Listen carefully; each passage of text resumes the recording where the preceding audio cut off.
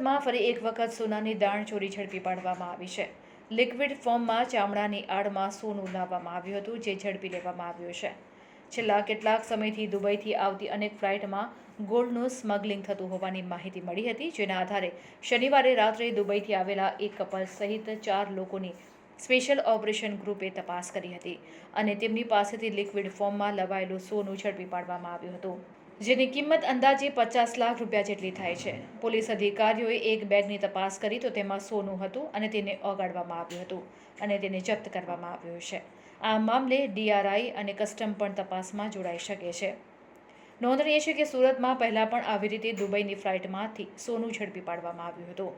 સોનાનો ભાવ ઊંચકાતા હવે ગોલ્ડ માફિયાઓ બેફામ બન્યા છે અને સોનાની દાણચોરી કરી રહ્યા છે।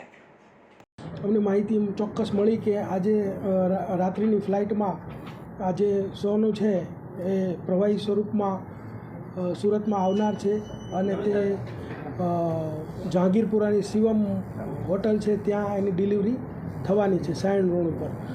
તો અમારી ટીમ પહેલેથી જ ત્યાં વોચમાંથી એ દરમિયાનમાં ત્યાં જે શખ્સો છે જેની અમે વોચ કરી રહ્યા હતા એ લોકો ડિલિવરી આપવા માટે આવ્યા અને ડિલિવરી લેનાર એમ અને ડ્રાઈવર એમ કરી અને એક કપલ અને 2 માણસો બીજા એમ કરીને 4 આરોપી સોનાના 924 ગ્રામ જથ્થા સાથે ટોટલ એના કિંમત થાય છે 64,89,000।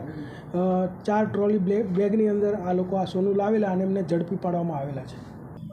અબ્દુલ સમદ બેમાત છે કે જેને આ રોકાણ હતું પૈસાનું, એણે 3 મહિનાથી આ પ્રવૃત્તિ કરી રહ્યો એવું માલુમ પડેલું છે, પરંતુ ડિટેલમાં અત્યારે અમારી તપાસ જે છે એ ચાલુ છે। એની એમો એવી હતી કે આ લોકો છે બેગની અંદર જે રેક્ઝિનનું પડ છે એની પાછળ એક બીજું પડ બનાવીને એવું સોનાનું એક લેયર બનાવતા, એની ઉપર એક્વારિજિયા કરીને એક કેમિકલ આવે છે જેનો સ્પ્રે કરી દેતા, એટલે કે મેટલ ડિટેક્ટરની અંદર આ સોનું ડિટેક્ટ ન થાય।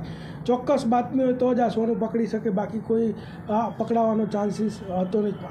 SOG પાસે ચોક્કસ બાતમી હતી એટલે આ સોનું પકડાઈ ગયું છે અને એમાં એવું છે કે જે રેક્ઝિનની પાછળ જે પડ હોય છે પડ કાઢી અને અહીંયા ગાળવામાં આવે એટલે એનો સોનાનો જથ્થો એની અંદર તૈયાર થતો હોય છે।